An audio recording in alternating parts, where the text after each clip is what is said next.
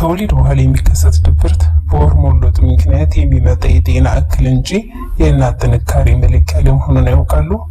ለምንድን ነው አንዳንዶቻችን ላይ በከፍተኛ ሁኔታ የሚከሰተው? አዲስ ልጅ ወደዚህ ዓለም ሲመጣ ትልቅ ደስታን ይዞ እንደሚመጣ ይታመናል።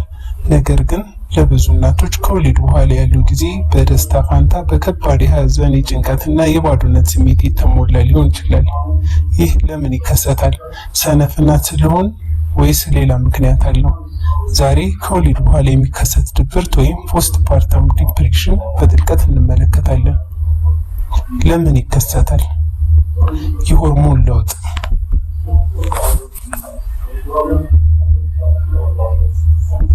በእርግዝና ወቅት የኤስትሮጅን እና የፕሮጀስትሮን ሆርሞኖች በከፍተኛ ሁኔታ ይጨምራሉ።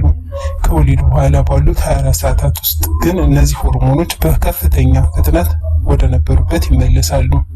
ይህ ድንገተኛ ለውጥ በጭንቅላታችን ውስጥ ያሉትን ስሜት ተቆጣጣሪ ኬሚካሎች በማዛባት ለድብርት ይዳርጋል። የእንቅልፍ እጥረትና ድካም። አዲስ እናት በቂ እንቅልፍ አታገኝም። ሰውነቷም ከወሊድ ድካም ገና አላገገምም። ይህ ከፍተኛ ዝለት የአእምሮን የመቋቋም አቅም ያዳክማል። የስነ ልቦና እና የማህበራዊ ጫና።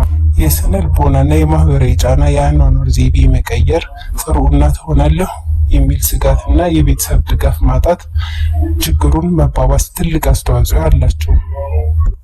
ከወሊድ በኋላ የሚመጣ ለጥቂት ቀናት የሚቆይ መጠነኛ ማልቀስ፣ መረበሽ የተለመደ ነው። ነገር ግን የሚከተሉት ምልክቶች ከ2 ሳምንት በላይ ከቆዩ ድብርቱ ከበድ ያለ ሊሆን ይችላል።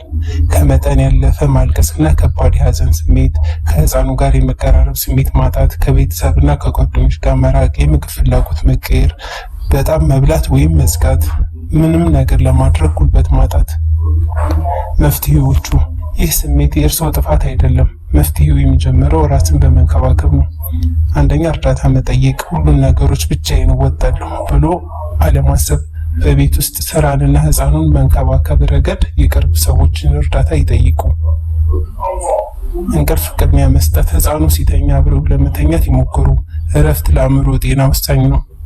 ስሜት ማውጣት። የሚሰማዎትን ነገር ለታማኝ ጓደኛ ወይም ለባለቤቱ ያካፍሉ።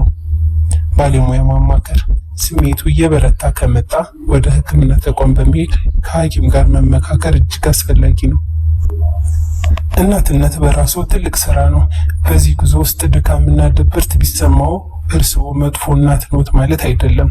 እርስዎን ሲንከባከቡ ነው ለልጆም የተረፈ ምርጥ እናት መሆን የሚችሉት።